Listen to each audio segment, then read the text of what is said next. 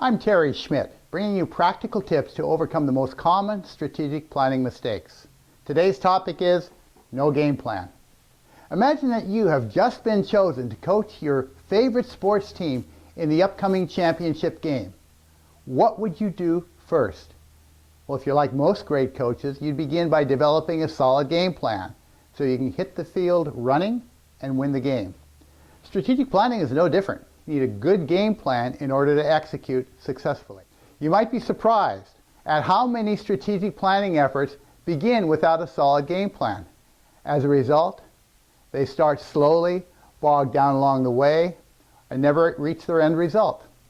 No wonder strategic planning has such a bad name. I want to give you 5 practical tips for your game plan. First, clarify the key drivers and issues. Why are you doing this plan now? What's happening in your environment? Are you losing market share, losing customers, growing too slow, growing too fast, not providing the quality of services that are needed? Make sure you also identify some of the critical issues in the minds of the company's leaders so that you can include those in the planning effort. The next point, define the planning boundaries. How wide is your scope? Are you company-wide? Are you a particular strategic business unit? Are you a department? Are you a team? Or are you an individual? In fact, the same concepts apply to individual career and life planning as they do to organizational strategic planning.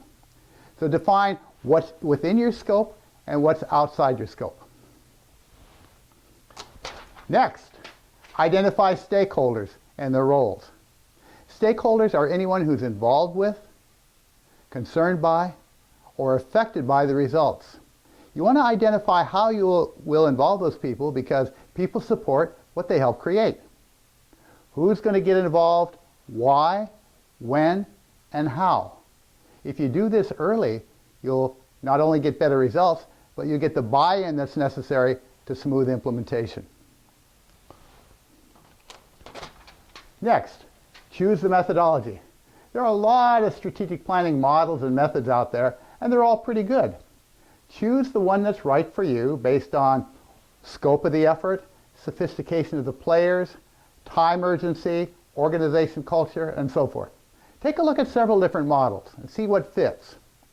I recently volunteered on a task force for the Association of Strategic Planning, and we identified 10 characteristics of effective strategic planning models. The most important one is that it be based on a systems thinking framework. What that means is you begin with an environmental scan. You identify where you want to be at some point in the future, 3 to 5 years in the future. You take a look at where you are now. You look at the gap between those two, and you fill it with strategies. The final tip, identify milestones and next steps.